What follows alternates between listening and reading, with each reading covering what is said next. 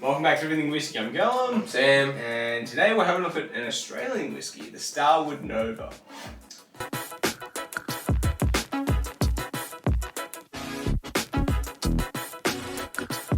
Yeah, we're back with Starward. This is a throwback, not the whiskey itself, but the distillery. Our first episode we posted right at the start of this year was Starward Twofold, and that was Don't go watch that. don't watch it. It's ridiculous. It's so bad. I don't know what we're doing. Equipment's terrible. I mean, we're still pretty bad. At least we're confident now. That's the problem. And we were wasted. This one, we are quite big fans of Starward. We think they do some pretty good stuff, especially with Australia. They're really into craft everything, but whiskey is one that hasn't taken off anywhere near as much as beer or gin. No. But Starward really is the exception. They're quite popular. They have a fairly available large release of their stuff. They're affordable. It's good.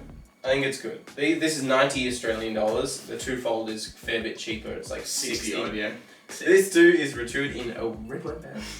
Now, it's all Australian red wine. It's Cab Sav, Pinot, Shiraz, Australia's best kind of wines, yeah. All Australian, comes directly from the wineries. They really lightly char it or even steam it because they want the grape, the wine in that barrel to really have an impact on the flavour. Now, it may turn some people off, but it is only like 2-3 years old. So, wait, can we take a step back? What'd you say? The aim is to get that impact of the barrel into the whiskey. Yeah. You do. they get that impact. Spoil it, you get the impact. We'd smelt it before and we're like, I mean, even on the nose, it's just red wine. Yeah, I get lots of berries, strawberries, just grapes. Wild berries, I reckon. Yeah, lots of wild berries. You get like the bitterness of like grape skins, like wine grape skins, like red wine. It's very too close. Yeah, it's sweet. It is sweet. It's got burn on it though. It's 41% alcohol. But yeah, this is exactly what it is. Yeah. But if you were to put any new make into a wine barrel, this is the exact thing I would expect. But I also think that it's not like, whoa, that spent too much time in a wine barrel. Like, I really enjoy this. I think it's nice. It's strong, but it's not like they overdid this. It's not good. I'm on the verge. I reckon it's nice. I like it. But it's quite malty though. I reckon it's on the verge. You can definitely get those red wine barrel notes out of this whiskey.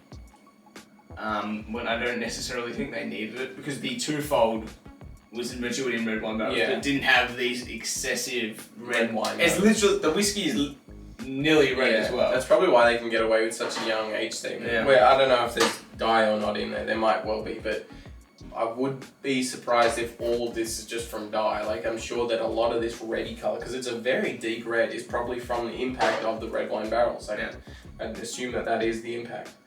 But I like it. I understand that it is quite different, and it is quite heavy-handed with the red wine notes. But I find it really interesting. It's got like almost a port finish to it, but a bit more bitter and fresh.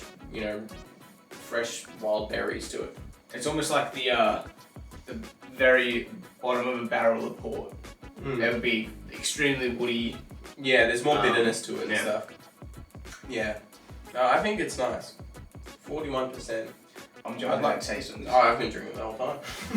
I haven't even bothered.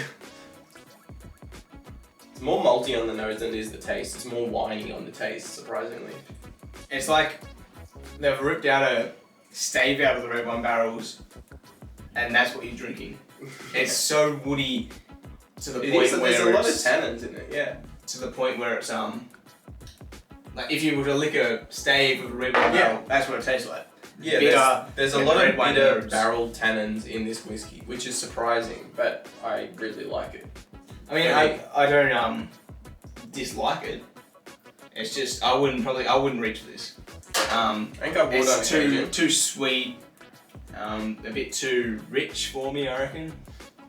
I don't know. I mean, I like red wine. Don't get me wrong. It's a really bitter aftertaste. I get what you mean about licking the wood. Like it's kind of got.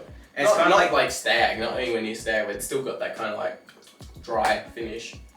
every time I drink it, it's like you rip out a stag, you go. Yeah, And that's what you that get. barrel bitterness and stuff. It makes sense. I don't know. I definitely, I do like this. I think that it's like, I both agree with you but still like it at the same time. Like it's kind of, I don't disagree with anything you've said, but I kind of like it. I dig it. You're a bit, yeah. It's a bit too. It's just interesting for me. It's a bit too lopsided towards the red wine kind of port. I know it's not port, but it's heading towards that kind of side where I don't really like port. I'm more of a not new make, but I'm more towards the. Yeah, you're just not. You know, we haven't really explored port. Like not finished in time. Yeah. I don't like port. I don't like port. I don't like move around that, but I just don't like port. It's simple as that. I couldn't word it properly. I like it. I think it's got some malt in it, like a Scotch, but it's not like anywhere near as much as like a Monkey Shoulder or a Dimples or a Highland Park. Now that you said that, that is triggered. This is what we did Monkey Shoulder in the last episode, and I couldn't remember what it tasted like. This is what This is what Monkey Shoulder tasted like when you to me when I first drank it.